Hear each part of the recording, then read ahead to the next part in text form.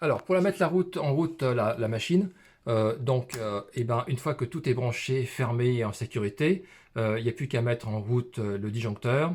Et puis ici, aller sur la console de programmation et appuyer sur le bouton marche.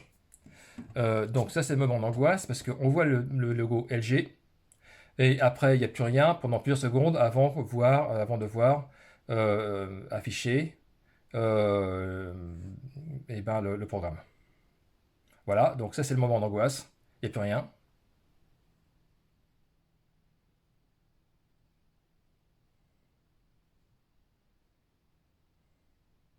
Il n'y a toujours rien. C'est pour ça que je montre ça. Et voilà, ça y est, maintenant, on a le circuit montré. Alors, je vais retirer là, voilà.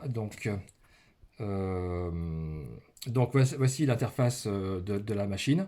Ici, on a des tirets pour montrer que tout est arrêté. Donc, je vais mettre ici où on voit le petit truc avec la douche. C'est pour mettre en marche la douche.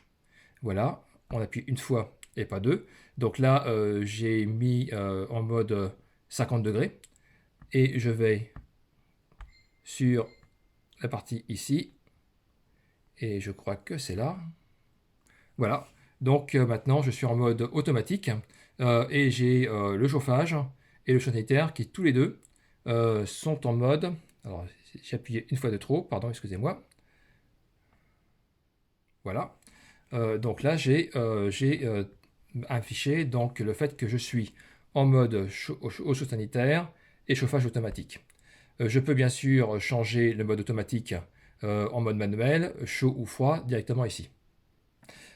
Si je veux aller dans la partie paramètres, et c'est les menus,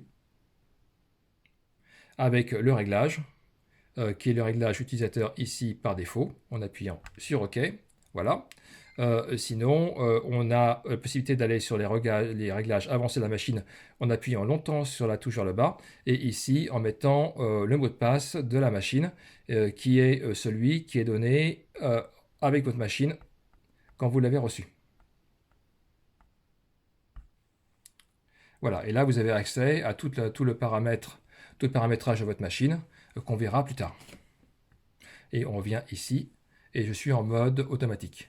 Dernier point pour la télécommande, qu'on appuie sur la touche en retour, on a le panneau ici qui permet de voir où on en est. Donc j'ai une eau chaude sanitaire à 49, j'ai une entrée en retour et une arrivée de pompe à chaleur à 25 degrés parce qu'elle est à l'arrêt. Dans la pièce ici, il fait 0,5 et je suis en mode silencieux, c'est-à-dire éviter que la pompe aille jusqu'au son maximum et fasse le minimum de bruit.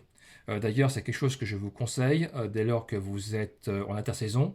La pompe à chaleur, quand on est en mode silencieux, a un bien meilleur rendement que quand elle est à fond. Voilà, donc je remets ça ici et on a fini pour aujourd'hui.